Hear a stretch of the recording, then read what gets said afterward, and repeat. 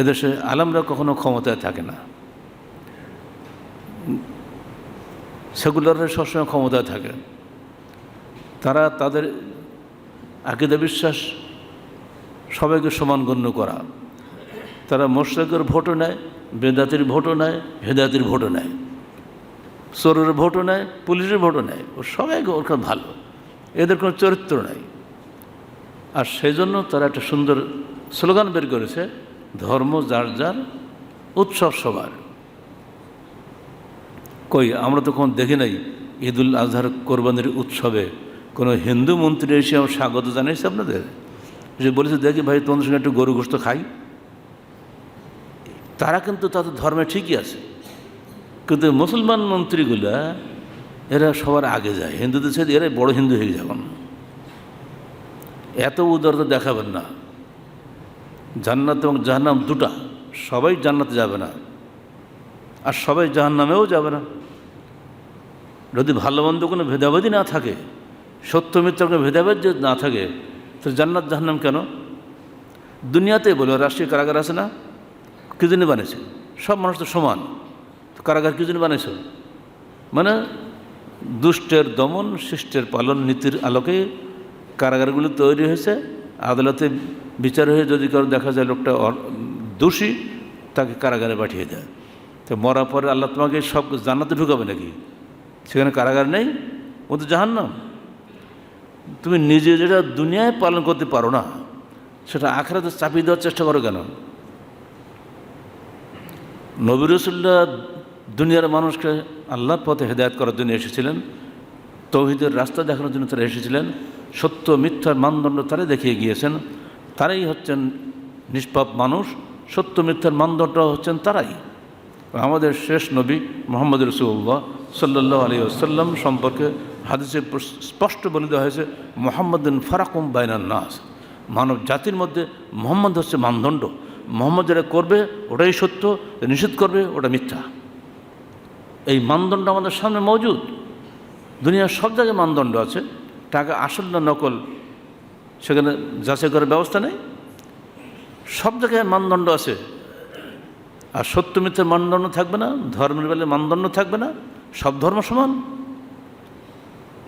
আর উৎসব হয় মানুষের ধর্মীয় আকীদা বিশ্বাসের আলোকে। বিশ্বাস ও কৃষ্টির মানুষের মধ্যে বিশ্বাস থাকে একটা, বিশ্বাসের অনুশীলিত রূপের বাহ্যিক পরিশীলিত রূপকেই বলা হয় সংস্কৃতি। চুরি করার কোনো সংস্কৃতি না। এখন প্রায় বলা হয় চুরি করার সংস্কৃতি, সংস্কৃতি নাকি? চুরি, চোর তো চুরি। চুরি কোনো সংস্কৃতি না, ঘুষ খাওয়া কোনো সংস্কৃতি না। এইগুলি চলছে এখন। সংস্কৃতি হবে সবসময় পরিশীলিত ভদ্রতা, তার ভিতরে যে অনুশীলিত বিশ্বাস বা কৃষ্টি, ওটারই বাহ্যিক পরিশীলিত রূপই হচ্ছে সংস্কৃতি। এর বিপরীত কোনো সংজ্ঞা চলবে না।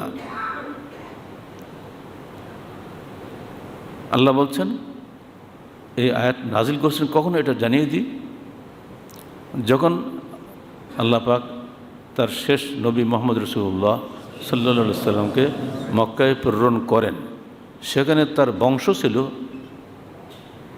সমস্ত আরব দেশের মধ্যে সম্ভ্রান্ত এবং নেতৃস্থানীয় বংশ।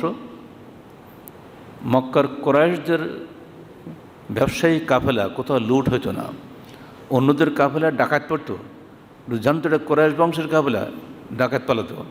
এত সম্মান, এত মর্যাদা আল্লাহ পাক তাদের দিয়েছিলেন, কারণ ওর ইব্রাহিমী বংশ। কারা কাবা ঘরের রক্ষণাবেক্ষণকারী, হাজী সাহেবদের পানি পানকারী, তারা পান ব্যবস্থাপক ছিলেন, ব্যবস্থা তারাই গ্রহণ করতেন না। এমনকি মক্কায় ঢুকলে সবাই নিরাপদ হয়ে যেত, কোনো ডাকাত পাকাত কিছু পড়তো না। এই উচ্চ সম্মান সারা আরব দেশেই ছিল। এই বংশে যখন শেষ নবী এলেন, তিনি এসে বললেন, হে আমার বংশ, তোমরা অন্যায় করছো। কুলু লা ইলাহা ইল্লাল্লাহ তুফলিহু, তোমরা বলো আল্লাহ ব্যতীত কোনো উপাস্য নেই, তাহলে তোমরা মুক্তি পাবে। এই শুরু হলো খেলা। যারা হজ করত, উমরা করত, আল্লাহর ঘরের রক্ষণাবেক্ষণ করত, মানুষের অন্তত হাজী সাহেবদের পানির ব্যবস্থা করত, এত ভালো ভালো কাজ করেও এই লোকগুলা আল্লাহর দৃষ্টিতে মুসলিম ছিলেন না, এরা মুশরিক ছিলেন। কারণ তারা আল্লাহকে খালি বিশ্বাস করত, আখিরাতের বিশ্বাস প্রকাশ করত মুখে, কিন্তু আল্লাহর বিধান মানত না। এই কুসংস্কারাচ্ছন্ন সমাজকে সংশোধন করার জন্য রাসূলুল্লাহ সাল্লাল্লাহু আলাইহি ওয়াসাল্লাম তাদেরকে তাওহীদের দাওয়াত দেন। ফলে শুরু হলো আদর্শিক সংঘাত, নিজের বাবা চাচাদের সঙ্গে যুদ্ধ শুরু হয়ে গেল। অবশেষে আপনারা জানেন বদর, উহুদ, খন্দক বহু যুদ্ধ বিগ্রহ হলো। বদরের যুদ্ধের দিন একই সাথে মক্কার 13 জন নেতার 11 জনে নিহত হয়ে গেল। তাদের রক্ত হালাল হয়ে গেল খালি বিশ্বাসগত পার্থক্যের কারণে। আবু জাহল, আবু লাহাব এরা কারা? আল্লাহ রসুলের চাচা না? আর আবু লাহাবের বাড়িতে আল্লাহ রসুলের ঘরের সঙ্গে লাগানো, মোস্ট অ্যাডজাসেন্ট নেবার। আবু লাহাবের 2 ছেলে আল্লাহ রসুলের 2 জামাই ছিলেন, কত নিকটের। কিন্তু ইসলামের কারণে ওই জামাই দুটোর থেকে 2টা মেয়েই পৃথক হয়ে গেল, তালাক হয়ে গেল।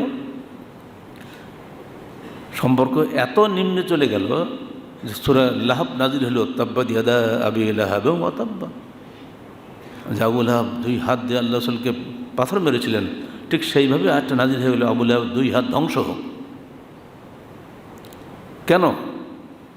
সেও আল্লাহকে স্বীকার করত, সেও আখিরাতে বিশ্বাসী ছিল, কিন্তু শেষ নবীর উপর বিশ্বাসী ছিল না এবং ইসলামের উপরে বিশ্বাসী ছিল না। সেদিন যদি এটা হতে পারে, সত্য মিথ্যার এই মানদণ্ড সেদিন তো এইভাবে যাচাই বাছাই হয়ে যেতে পারে, আজকে কি হারিয়ে গেল সব?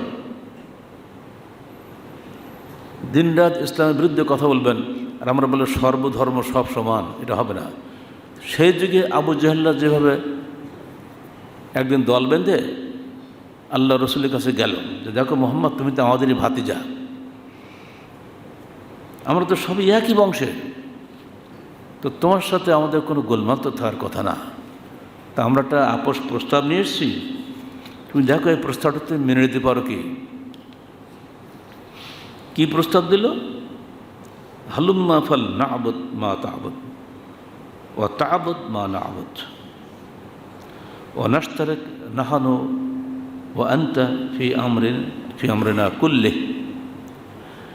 এসো আমরা ইবাদত করি, তুমি যার ইবাদত করো, আর তুমি ইবাদত করো, আমরা যার ইবাদত করি, আর আমরা এবং তুমি সকল ব্যাপারে নাশতারেক শরীক হয়ে যাই, আমাদের মধ্যে কোনো গোলমাল থাকবে না। চমৎকার কথা। অন্য একটা বর্ণনা এসছে, তুমি 1 বছর আল্লাহর ইবাদত করো আর 1 বছর আমাদের পূজা করো, এরকম একটা কথা এসছে। তো ওটা সনদ সহি নয়। যারা সহি সনদ ছেড়ে খালি বললাম এসো ফাল না'বুদ মা তা'বুদ, আমরা ইবাদত করি যা তুমি যার ইবাদত করো, ওয়া তা'বুদ মা না'বুদ, আর তুমি ইবাদত করো, আমরা যার ইবাদত করি, ও নাশতারিক নাহনু ওয়া আনতা ফি আমরিনা কুল্লিহি, আর আমরা এবং তুমি আমাদের সকল ব্যাপারে সকল কাজে আমরা এক হয়ে যাই। এই সুন্দর প্রস্তাব আসলো, জবাবে এই আয়াত নাজিল হয়ে গেল, কুল ইয়া আইয়ুহাল কাফিরুন। আয়াত বুঝতে আছে? বলেন নেকি পাবেন অন্তত হরফে হরফে 10টা নেকি। কুল ইয়া আইয়ুহাল কাফিরুন লা আ'বুদু মা তা'বুদুন ওয়ালা আনা আ'বুদু মা আ'বাদতুম ওয়ালা আনতুম আ'বুদুনা মা আ'বুদ লাকুম দীনুকুম ওয়ালিয়া দীন। ঠিক ওদের যে ভাষা ছিল ওই ভাষাতেই আয়াত নাজিল হয়েছে। ওরা কি বলছিল? ফাল না'বুদ মা তা'বুদ ও তা'বুদ মা না'বুদ। ঠিক ওদের উত্তর হচ্ছে ওইভাবেই, লা আ'বুদু মা তা'বুদুন, এই যে একদম ওরই ভাষাতেই পাল্টা জবাব। সূরা কাফিরুনের বিস্তারিত তাফসীর আপনারা সিরাতুর রাসূল দেখে নেবেন, মূল কারণটা খালি বলে দিচ্ছে। এরপরে আল্লাহ রসুল কি জবাবটা দিয়েছিলেন? আয়াত নাজিল হলেই এবার বলছেন, হে চাচারা শোনো, আতারাউনা হাযিহিশ শামস, এই আকাশের সূর্যকে আপনারা দেখছেন? হ্যাঁ দেখছি। বললেন মা আনা বে আকদারা আলা আন আদা আলাকুম যালিক, যে তৌহিদ আমি নিয়ে এসেছি সেই তৌহিদ ছাড়তে আমি প্রস্তুত নই। ইন তাস্তাইলু লি মিনহা বিশআলাতিন, যদি সূর্য থেকে একটা অংশ কেটে নিয়ে আপনারা আমাকে উপহার দেন তথাপিও নয়। বলে সুবহানাল্লাহ, কি সাংঘাতিক চ্যালেঞ্জ! কেউ তো পারবে না কেউ।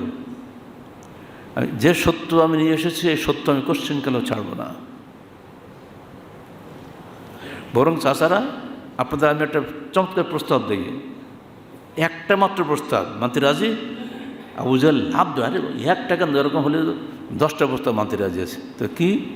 কালিমাতুন ওয়াহিদা তুতুনি ফিহা তামলিকুনা বিল আরব ওয়া তাদিনা লাকুমুল আজম। একটি মাত্র কথা আপনারা আপনার সঙ্গে একমত হন, তাহলে আপনারা শুধু আরবের নেতা হবেন না, অনারবদেরও নেতা হতে পারবেন যদি খালি একটা কথা বলেন। তখন তো নেতারা সব খুশিতে ভাগ আরে একটা কেন 10টা বলতে রাজি আছে, তুমি বলো দেখি, আরব আজম নেতা হওয়া বিশাল ব্যাপার না? তখন নাজিল হলো কি? সূরা সাদ 1 থেকে 6 আয়াত। সাদ আল কুরআনিল আযীম আছে না? সেখানে কী বলা হলো? ওরা বলল, আরে মোহাম্মদ এত কী বলছো? আজাল আল আলিহাতা ইলাহা ওয়াহিদা ইন্না হাযা লাশাইউন উজাব। এতগুলো মূর্তি বাদ দিয়ে আমরা খালি একজনের উপাসনা করব? এটা তো একটা বিস্ময়কর কথা। এ কী প্রস্তাব দিলে তুমি? ওয়ান্তালাকাল মালাউ মিনহুম আনিমশু ওয়াসবিরু আলা আলিহাতিকুম। নেতারা তখন বেরিয়ে গেল আর বলতে বলতে গেল, চলো চলো চলো, তোমরা তোমাদের মূর্তি প্রতিমার উপরে দৃঢ় থাকো। ইন্না হাযা লাশাইউন ইউরাদ। মুহাম্মদের এই দাওয়াতের মধ্যে নিশ্চয় কোনো দুরভিসন্ধি আছে, রাজনৈতিক দুরভিসন্ধি। ইন্না ফি যালিকা মিন ইখতিলাক ইউরিদু আন ইয়াতাফাদ্দালা আলাইকুম। সূরা মুমিনুন এসেছে, আসলে মোহাম্মদ তোমাদের উপরে নেতা হতে চায়, প্রাধান্য বিস্তার করতে চায়। ওর মতলব খারাপ, অত ওর সঙ্গে তোমার মিশে না। হয়ে গেল, নিজেরা মানবে না কিন্তু অনেকে উপরে অপবাদ দিয়ে দিল। এটা হলো মূল ঘটনা। সূরা কাফরুন নাজিলটা কেন হলো? তো ঘটনার কারণ হচ্ছে এইটা, সর্বধর্ম সমন্বয় করে যদি আল্লাহর একত্ববাদ প্রতিষ্ঠা সম্ভব হতো, সব যুগে এটা সম্ভব ছিল। ইব্রাহিমকে আগুনে পোড়াতে হতো না, আমাদের রসুলকে মক্কাতে মদিনা যেতে হতো না, কোনো নবীকে দুনিয়ায় কোনো কষ্ট করা লাগতো না। সত্য তো একটাই, সত্য কোনো একাধিক হয় না, এটা সবাই জানে। আমাদের রাজশাহী আদালতে কি একসঙ্গে রায় হয়? এই আসামি মুক্তি পেল এবং কারাগারে গেল, দেখছেন এরকম করতে। এই আসামি মুক্তি পেল এবং ফাঁসি হলো, এরকম কোনো রায় হয়? পৃথিবীতে কোনো দেশে হয় না। অথচ এরাই দাবি করে সব ধর্ম সমান। তাহলে এত ধর্ম কি দরকার? ধর্ম একটাই, সত্য একটাই। ইন্নাদ্দীনা বলে ইন্নাদ্দীনা ইনদাল্লাহিল ইসলাম। আল্লাহর নিকটে একটাই মাত্র মনোনীত ধর্ম হচ্ছে ইসলাম। ওয়া মান ইয়াবতাগি গায়রাল ইসলামি দীনান ফালান ইউকবালা মিনহু ওয়া হুয়া ফিল আখিরাতি মিনাল খাসিরিন। যে ব্যক্তি ইসলাম ব্যতীত অন্য কোনো দিন তালাশ করবে, সে কোশ্চিনকালেও তা কবুল করা হবে না, সে আখিরাতে অবশ্যই ক্ষতিগ্রস্তদের অন্তর্ভুক্ত হবে। পরিষ্কার কথা।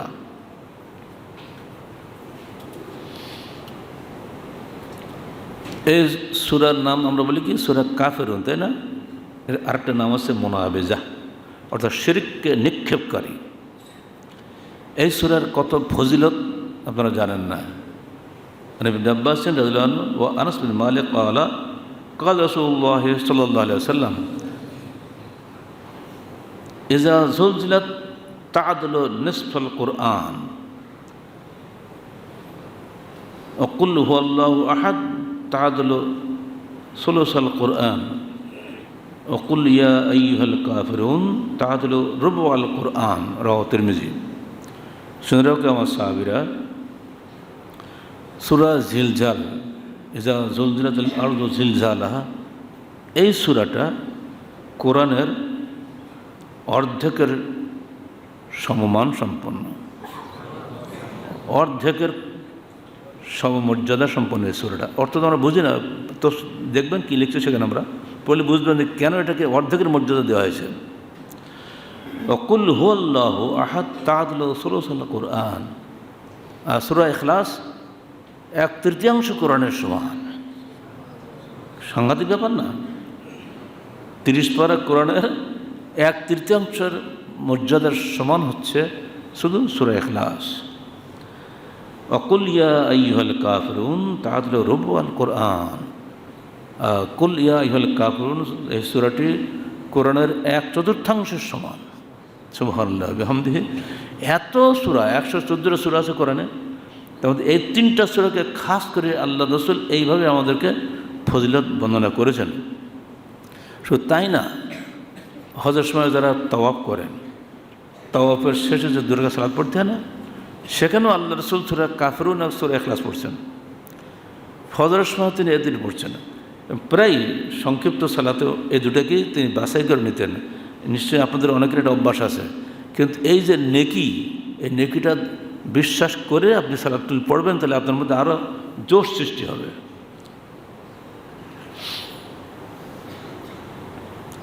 আপোষ প্রস্তাব আবু জাহল সেদিন দিয়েছিল। আপোষ প্রস্তাব সেগুলাররা প্রায় দেয়, তবে এটাকে একটা বুদ্ধিবৃত্তিক ভিত্তির উপরে দাঁড় করানোর জন্য গত শতাব্দীতে ইংরেজ অর্থাৎ ব্রিটিশ পণ্ডিত নাম করা একজন লেখক এবং দার্শনিক অল্ডাস হাক্সলে, তার মৃত্যু হয়েছে মাত্র 1963 সালে। তিনি একটা সর্বধর্ম মতবাদ, যার ইংরেজি নাম হচ্ছে পেরেনিয়াল ফিলসফি, এই সর্বধর্ম মতবাদ নামে একটা বই লিখলেন এবং রাজনৈতিক নেতারা তার বইয়ের পক্ষে ব্যাপক প্রচার শুরু করে দিল, যেখানে তার সার কথা হচ্ছে এই সর্বধর্ম, সব ধর্মতত্ত্ব একই পথে মানুষকে আহ্বান করে, আর ইসলাম হলো আনুগত্য ও আত্মসমর্পণের নাম। ইসলাম অর্থে কি? আত্মসমর্পণ করে না? যুক্তি দেখেন কেমন দিচ্ছে, যাতে মুসলমানদেরকে দলে টানা যায়। ইসলাম হলো আনুগত্য ও আত্মসমর্পণের নাম। অতএব যে কোনো প্রধান ধর্মের পথ ধরে আনুগত্য ও আত্মসমর্পণের চেষ্টা করলে সেটি আল্লাহর নিকটে গ্রহণযোগ্য হবে। এটি হলো তার থিম, তার এই বইয়ের। এবারে 6টা পয়েন্ট আমি বলে দিচ্ছি আপনাদের সুবিধার জন্য। তারা বলেন, 1, প্রত্যেক প্রধান বিশ্ব ধর্মই সত্য ধর্ম এবং প্রতিটি তার অনুসারীদের সৎপথে পরিচালিত করে। এই ধারণাটাই কিন্তু বিরাজ করছে এখন আমাদের ধর্ম যার যার উচ্চ সমাজ যারা বলে, তাদের মধ্যে কি এই ধারণাটাই কাজ করছে। প্রত্যেক প্রধান বিশ্ব ধর্মই সত্য ধর্ম এবং প্রতিটি তার অনুসারীদের সৎপথে পরিচালিত করে, 1 গেল। 2, প্রত্যেক প্রধান ধর্মের অনুসারীরা বিচার দিবসে পরিত্রাণ পাবে। তারা বলে, বাংলায় আমরা কবিতা পড়ি না, কোথায় স্বর্গ কোথায় নরক, কে বলে বা কে বলে তা বহুদূর, মানুষেরই মাঝে স্বর্গ নরক, কে বলে কি সুরাসুর। এইসব ছোটোবেলায় পড়তাম, এখন তো মনে থাকে। চিন্তা করেন, এই সমস্ত লেখকরা, কবিরা এইভাবে দিয়ে, তুমি আছো অনল অনিলে ভূধর শরীরে ভূধর কি গহনে, তুমি আছো বিউটিফুল লতায়, তুমি আছো বিউটিফুল লতায়, জলধের গায়ে ভূধর শরীরে গহনে। এসব পড়ে এসছে আমরা ছোটোবেলায়। সব মানে তুমি সব জায়গায় আছো, তুমি সূর্যে আছো, চন্দ্রে আছো, ঘাসে আছো, গোবরে আছো, গরুতে আছো, ছাগলে আছো, সব জায়গায় তুমি আছো, সব যেন আল্লাহ হয়ে গেছে। ঠিক উর্দু কবিতা পড়তাম ছোটোবেলায়, বাতাও মেহরে মুনব্বর মে নূর কিসকা হে, দেখো ওই যে চন্দ্র পূর্ণিমার চাঁদের মধ্যে নূরটা কার, ওটাই আল্লাহ। এমনি করে ছোটোবেলায় পড়তাম, অত তো বুঝতাম না তখন। এখন দেখছি সমস্ত সেরিকি কবিতা সব। এমনকি ইউনিভার্সিটিতে গিয়েও ঢাকা বিশ্ববিদ্যালয়ে যখন আরবি ক্লাসে পড়লাম, আল হামাজিয়াতে নববিয়া বলে একটা নবীর প্রশংসা একটা কবিতা আছে, খুব নাম করা কবিতা। আমার টিচার পড়াচ্ছেন আর উনি একেবারে আনন্দে কেঁদে ফেলেছে, আহারে আমার নবী কী মর্যাদাপন্ন নবী ছিলেন, তার আগমনে আরবের সমস্ত মূর্তিগুলো গুড়িয়ে গেল, ইরানের নদী শুকিয়ে গেল, সূর্য হপ করে নিভে গেল, চন্দ্রের আলো বন্ধ হয়ে গেল, এইসব কবিতার কল্পনা। তা আমার আর হাসি লাগছে এক পয়সা। উনিও কান্দ হয়ে গেছে, ছাত্ররাও কান্দ সব বেদাতি তো সব। তাহলে স্যার এসব তো মিথ্যা কথা। হ্যাঁ, তুমি কী বললে? মিথ্যা কথা? কবিতা কবি লিখছে মিথ্যা না? তো কবি কি নবী নাকি? এই যে বললাম লাভ হলেই আমি পরীক্ষা ফেল, কথা হচ্ছে। এইসব জীবনে বহু ঘটনা ঘটে গেছে, খালি একটা হঠাৎ করে মনে হতে বললাম। এই কবির কল্পনা দিয়ে এরা ইসলামটাকে শেষ করে দিয়েছে। ওরকম বহু গদ্য লেখক আছেন, তারা এরকমভাবে লেখে। যারা আমরা আর্টিকেল পড়েন তারা জানেন। আর তাহারিকে অনেকগুলো এরপরে লেখা গেছে এর আগে। আমি খালি পয়েন্টগুলো ধরে দিচ্ছি, কীভাবে এগুলো ঢুকলো আমাদের মধ্যে। সব ধর্মকে সমান করে দিচ্ছে এরা। ইসলামের যে পৃথক স্বাতন্ত্র্য, এটাই মুসলমানদের হাতেই কোরবানি হয়ে যাচ্ছে। তারা মনে করছেন প্রত্যেক প্রধান ধর্মের অনুসারীরা পরকালে পরিত্রাণ পাবে। 3 নম্বর, তারা বলছেন প্রত্যেক ধর্মের অনুসারীরা মুমিন। বলেন হ্যাঁ, ধন্যবাদ। প্রত্যেক ধর্মের অনুসারে হিন্দু মোমেন, খ্রিস্টান মোমেন, বৌদ্ধ মোমেন, আপনিও মোমেন, আপনিও মোমেন, মাশাআল্লাহ, মোমেনে শেষ। এটা ইংরেজিতে বলে বিলিভার, বাংলা বলে বিশ্বাসী। এ কথা মানতে পারবেন? আজীব ব্যাপার। 4 নম্বর, আল্লাহ ক্ষমাশীল, তিনি সবার ত্রুটি বিচ্যুতি ক্ষমা করে দিবেন। আর 5 নম্বর, আল্লাহই বিভিন্ন ধর্ম সৃষ্টি করেছেন, অতএব বিশ্বের অধিকাংশ মানুষকে তিনি জাহান্নামে দিতে পারেন না। এবার কী করবেন? হাদিসে যুক্তিগুলো কি সুন্দর তো। হাদিসে বলা রয়েছে, যখন কিয়ামত দিন আল্লাহ পাক আদমকে বলে, আদম তোমার জান্নাতি বান্দাদেরকে বের করে নাও। তা আদম বলবে, হে আল্লাহ, কতজন জান্নাতি কজন জাহান্নামী কী করে বলবো? আপনি পার্সেন্টেজ বলে দেন, কীভাবে কজনকে নেব? তো আল্লাহ তাকে বললেন, 1001 বা 999 জন বাদ। তা থাকলো কি? আরও ব্যাখ্যা অন্য হাদিসে, এটা কালো গরুর দেহে একটা সাদা লোম থাকলে যেন খুঁজে পাওয়া মুশকিল হয়, ওরকম জান্নাতি বান্দার সংখ্যা কিয়ামতের দিন খুঁজে পাওয়া মুশকিল হবে। এদের কি বোঝানো হচ্ছে? অধিকাংশ বলাও ঠিক না, বলে একেবারে ব্রুট মেজরিটি 99.9% সব যাবে জাহান্নাম। কিন্তু আল্লাহ আগেই বলে দিয়েছে, হাদিসে বলা আছে। উনিরা জবাব দিচ্ছেন যে আল্লাহ এত লোক বানিয়েছে, এত ধর্ম, সব তো আল্লাহ বানিয়েছে। মানে ভাব কথা নয়, হিন্দু ধর্ম আল্লাহ বানিয়েছে, যত শিরক বিদআত তোমরা করো সবই আল্লাহ বানিয়েছে। আমরা প্রায় একটা গল্প শুনি না, কিছু হইতে কিছু হয় না, যা কিছু হয় আল্লাহ হইতে হয়, বলে না? তাহলে চুরি হয়েছে আল্লাহ হইতে, খুন হয়েছে আল্লাহ হইতে, ব্যভিচার হয়েছে আল্লাহ হইতে। এইগুলো খুব মিষ্টি মিষ্টি কথা, বিড়ালের মতো না করে বাড়ি মসজিদে বলি বেড়ায়, দেখেন না? ছিলেন তো ওদেরকে আপনারা? হ্যাঁ, কত চমৎকার চেহারা দিলে মনে হয় ফেরেশতা নাজিল হয়েছে। কথাগুলো কি পুরো সেরকি কথা। কিছু হয়তো কিছু হয় না, যা কিছু আল্লাহ হইতে হয়। তাহলে বড় গোনা কার থেকে হয়? ওর থেকে হয়নি? ও নাকি পাবে কেন? যেহেতু ওর থেকে হয়নি, সবই তো আল্লাহ করে সিলেক্ট করেছে। এই ধরনের মিষ্টি মিষ্টি কথা ইসলামের বিরুদ্ধে একটা জীবন্ত ষড়যন্ত্র মনে রাখবেন। আলেমদের মাধ্যমে হচ্ছে, জাহিলদের মাধ্যমে হচ্ছে, আর রাজনীতিকরা ওদের কোনো চরিত্রই নেই। পলিটিক্যাল এক কথা পলিটিক্যাল, ওরা সবই বলতে পারে, কোনো সমস্যা নেই। যেখানে যে অনুষ্ঠানে যাবে তখন সেই অনুষ্ঠানের পক্ষে লম্বা একটা বক্তৃতা করে দেবে। এলো তাদের চরিত্র, কারণ ওদের উদ্দেশ্যে ভোট। একটা মানুষ পাথরে পূজা করুক আর গাছের পূজা করুক, 1000 হো ইয়া 1000 হো, সে তা আল্লাহরই পূজা করছে। এদেরকে কি ইংরেজদের কি দোষ দেবো? দোষ তো আমাদের হুজুররা করেছে বাংলাদেশ উপমহাদেশে। এসবগুলোর বিরুদ্ধে আমাদের লেখনের একেবারে আপোষহীন ছিল।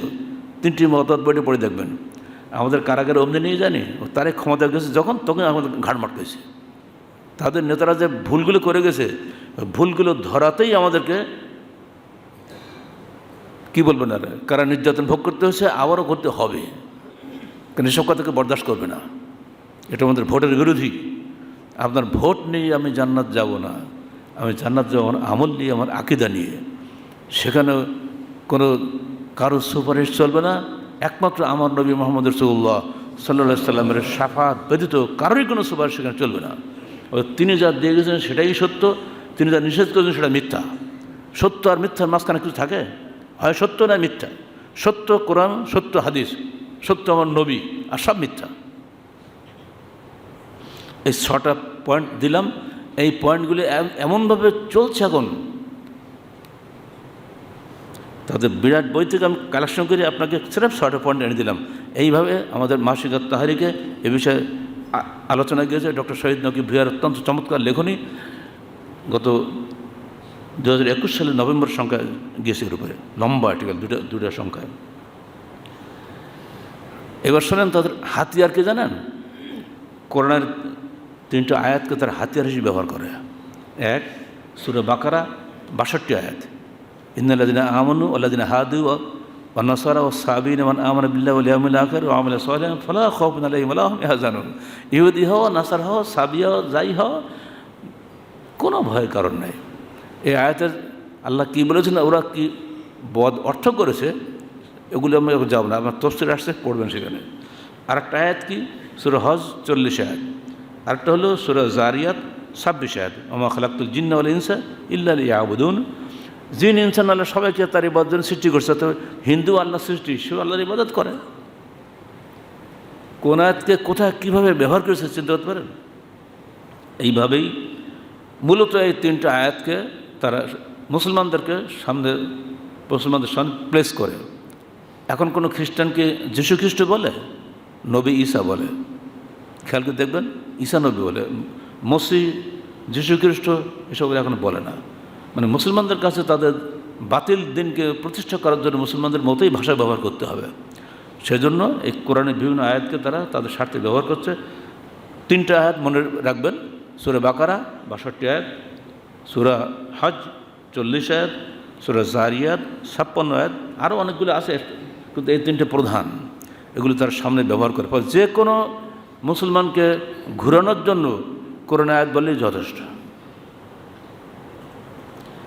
আল্লাহ বলে দিচ্ছেন, খবরদার, ইন্নাদ দীনা ইনদাল্লাহিল ইসলাম, তোমার জন্য ডানি বা ঘুরন হওয়া। আরও বলে দিচ্ছেন, ওয়ালান তারদা আনকাল ইয়াহুদ ওয়ালা নাসারা হাত্তা তাত্তাবিআ মিল্লাতাহুম, হে মোহাম্মদ শুনে রাখো, কশ্চিন কালো তোমার উপরে খুশি হবে না ইহুদি নাসারারা, যতক্ষণ তুমি নিজে ইসলাম ছেড়ে ইহুদি নাসারা না হবা। এটা পরিষ্কার করে নাহলে বলে দিয়ে আগেতেই সাবধান করে দিয়েছে আমাদেরকে। তিনি আমাদের নেতাদেরকে বলছেন, লা ইয়াত্তাখিযুল মুমিনুনা কাফিরিনা আউলিয়া, খবরদার হে নেতারা, তোমরা যেন কোনো মুমিনকে ছেড়ে কাফেরদেরকে আউলিয়া হিসেবে, বন্ধু হিসেবে গ্রহণ করো না। ইল্লা আন তাত্তাকু মিনহুম তুকাত, হ্যাঁ, কোনো ক্ষতির আশঙ্কা থাকলে বাহ্যিক সম্পর্ক রাখতে পারো, ব্যবসায়িক সম্পর্ক রাখতে পারো, সাংস্কৃতিক সম্পর্ক আদৌ নয়। আপনাদের ইতিহাস মনে করে দিই, সৌদি বাদশাহ বোধহয় সালমানই হবে, ওনার একবার প্রোগ্রাম হয়েছিল বাংলাদেশ সফরের। তো সফর সূচি পাঠাচ্ছে এরা এখান থেকে, তাকে বিমানবন্দরে নেমেই সোজা যেতে হবে সাভারে পূজা করার জন্য। তারপরে এইসব দিছে, উনি সফর ক্যান্সেল করে দেন, আমার দরকার নেই ওখানে যাওয়ার। আমি আল্লাহর পূজা করি, আমি কাবা ঘরের মতো অল্লি, আমি যাবো তোমার এই মাটি পূজা করতে? হলো? আর আমাদের নেতারা গিয়ে তো মাশাআল্লাহ সেই পীর সাহেবের কবরে দিয়ে লেখে বাংলাদেশের জনগণের দোয়া করবেন। ও পীর বেটা তো মরি আছে, ওকে দোয়া করবে? ও জানে আকীদা দেখেন কত পার্থক্য, অথচ দুনিয়ার মুসলমান। আকীদার কারণেই জান্নাত জাহান্নাম মনে রাখবেন, অত সাবধান। যিনি যে পর্যায়ে আসেন না কেন, সাবধান থাকেন।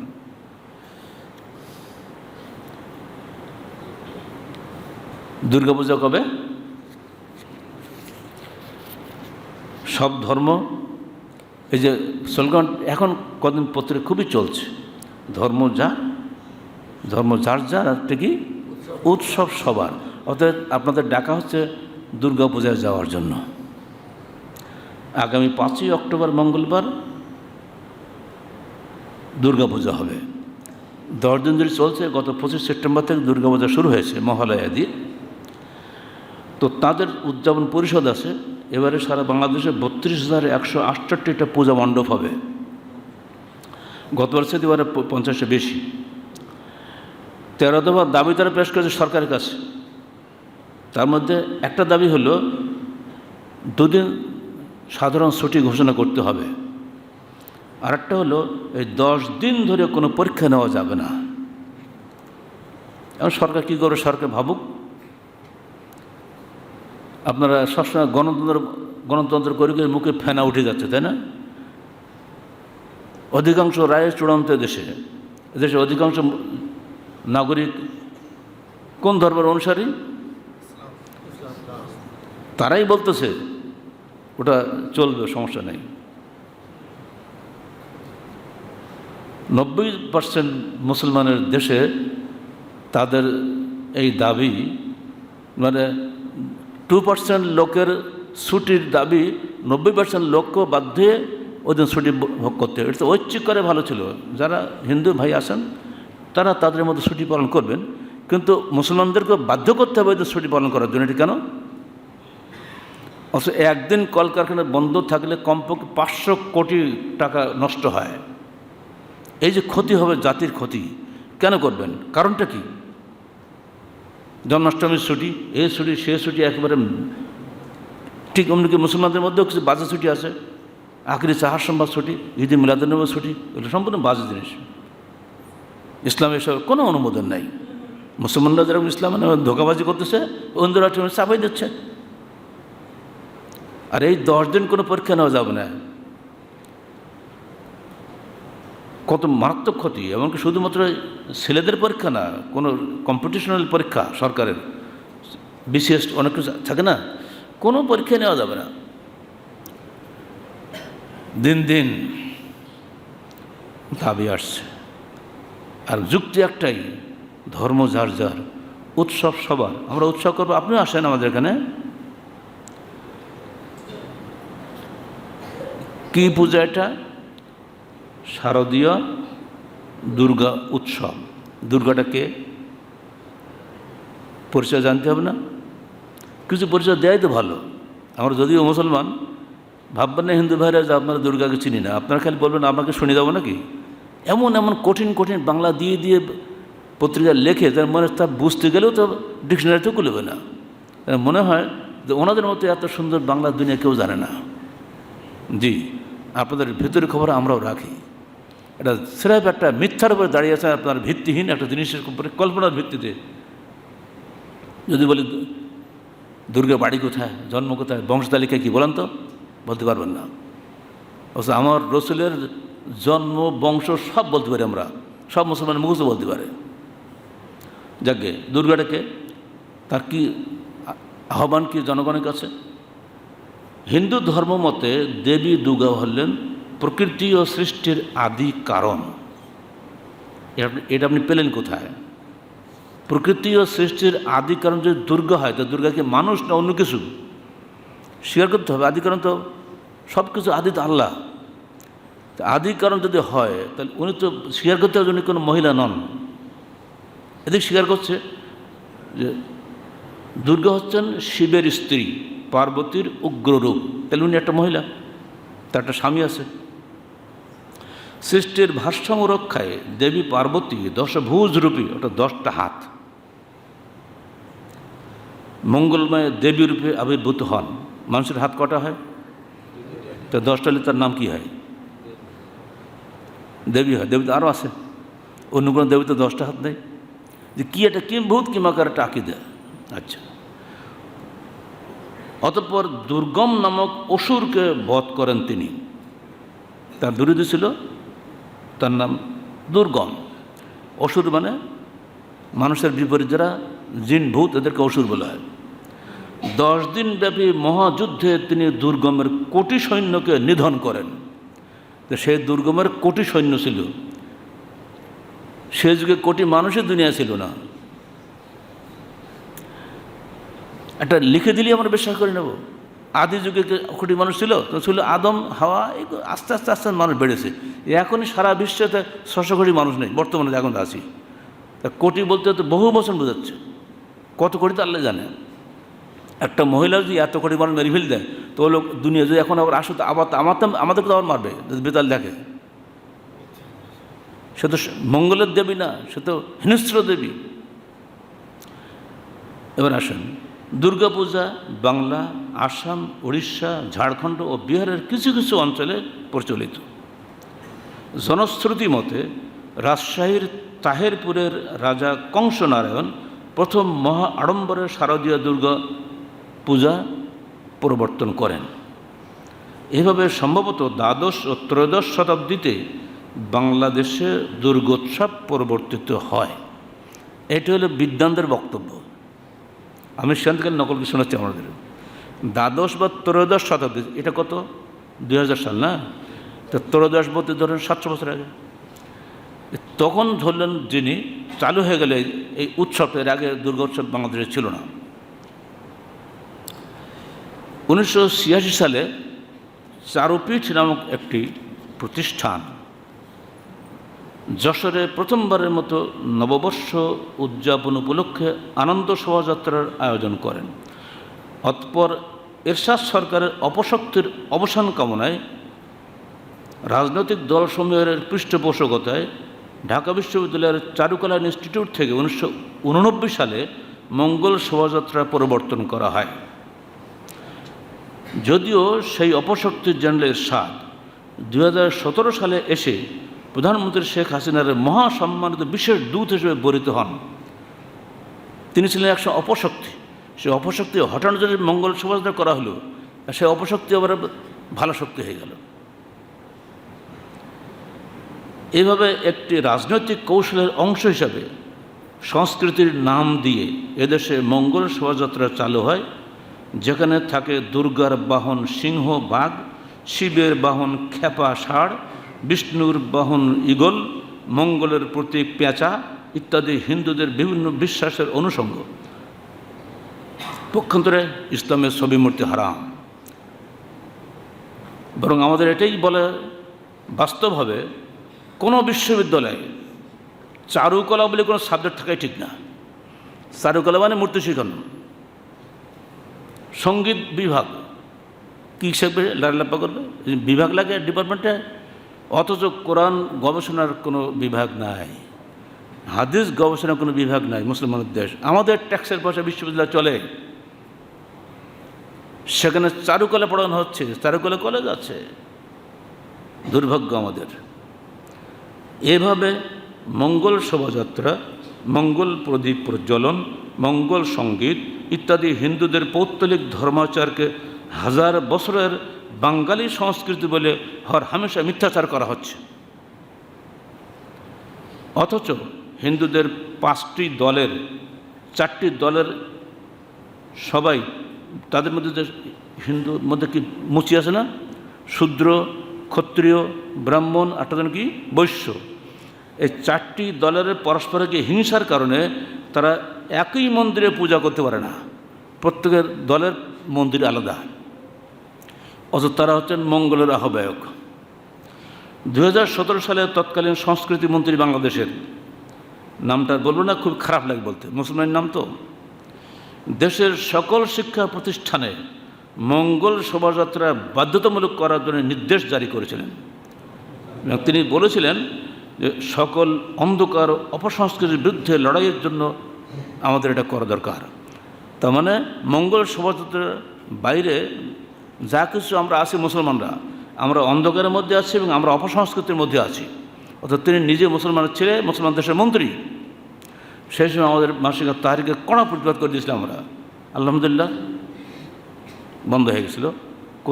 কোথাও কোনো নির্দেশও আসেনি, কেউ পালনও করেনি। নির্দেশ দিলি খালি হবে?